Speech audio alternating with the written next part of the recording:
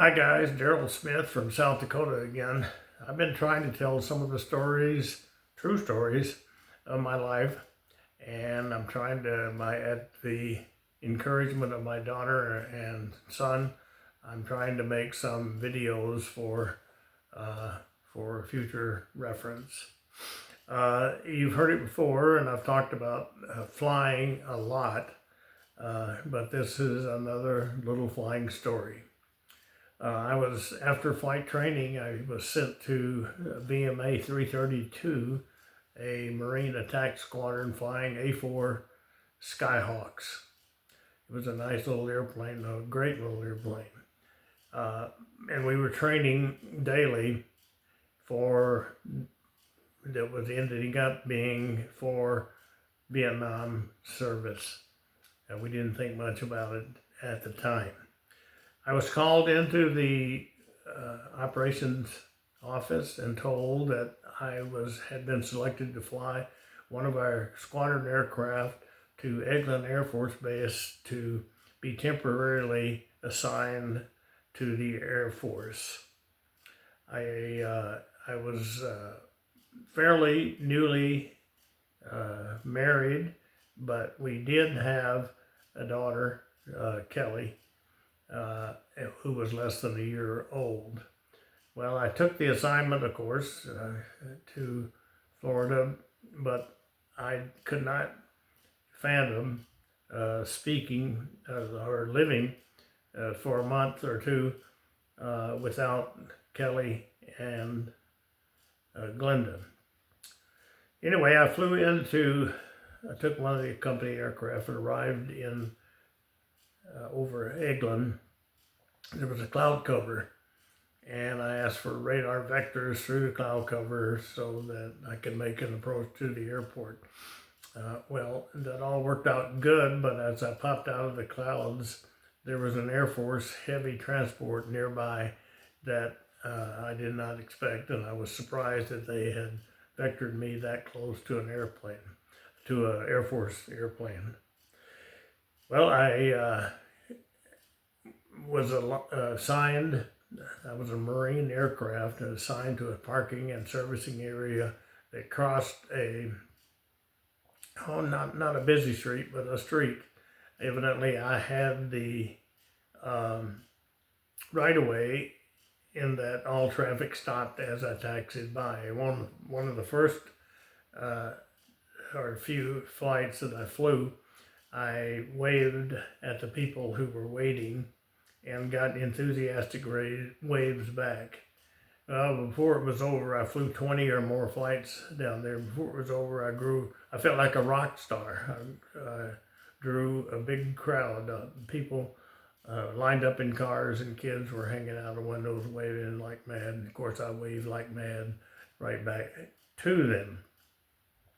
The mission in this deployment, this temporary assignment to the Air Force, was to test a spray tank.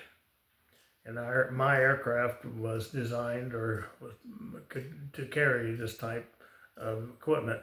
So I checked in and found out that Colonel Grayson, was the flight leader or in charge of this whole operation. The surprising part of it was I was assigned to share a room in the BOQ, Bachelor Officers Quarters, with Colonel Grayson. I was shocked. In my whole military career, I had very little to do with senior officers. And here I was supposed to sleep in the same room with the colonel. I was a junior lieutenant. Well, I found out that Colonel Grayson was a gentle, nice guy, and he was a person just like me. He put on his pants one leg at a time. He woke up in the morning with his hair all mussed up, and once in a while he let a fart escape. He was a human being, just like me. I learned to appreciate him. My mission while I was there was to test this spray tank. They hung a spray tank under my wing, and I was to fly by a tower.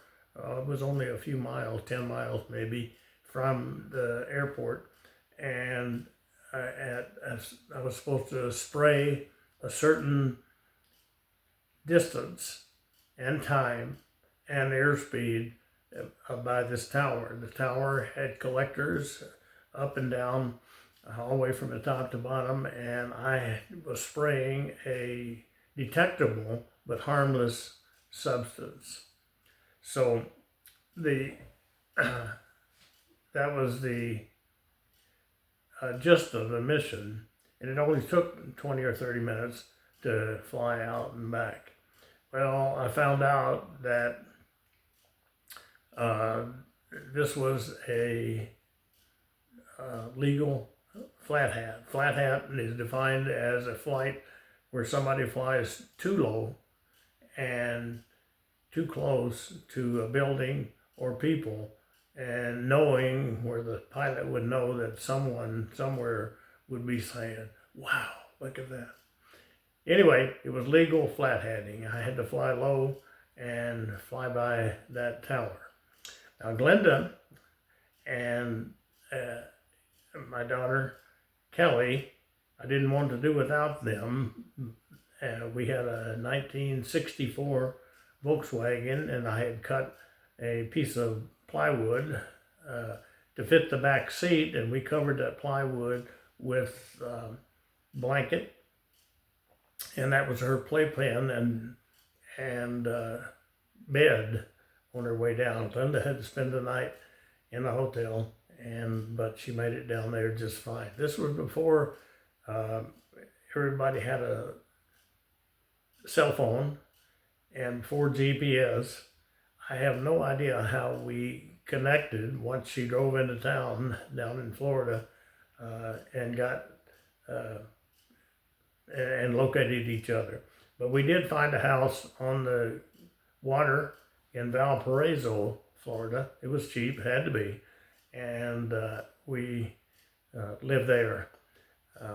I'm sure we couldn't afford the trip and the money for the room and the hotel and that sort of thing, but I could not stand the thought of doing without them for those 3 weeks or month or whatever it was that I was away. So as I flew my missions, I would pass, the tower was set up very near a laboratory. As I flew by, I would have the sprayer on, and I would turn it off right away, and they would collect all the collectors up and down the tower and take them to the lab and to see what kind of dispersion I had from the past. We were invited to that lab, and we took Kelly along, and I carried her in my arms as we walked through, and we were treated like royalty. I was like a special person. Anyway, I was surprised also to find out that one of the technicians, was a fellow graduate of the University of Tennessee at Martin. I was excited. That was interesting to me. Well, as I flew those missions, the first 2 or 3, I noticed out of the corner of my eye as I zipped by that there were people standing on the top of the laboratory in order to see me go by.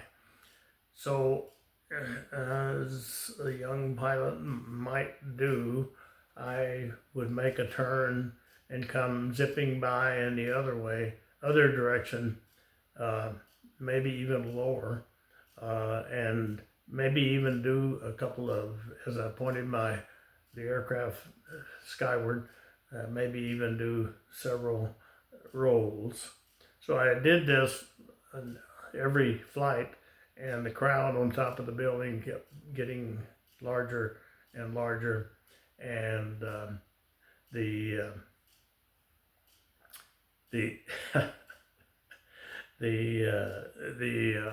excitement, the flat heading was more fun than the mission.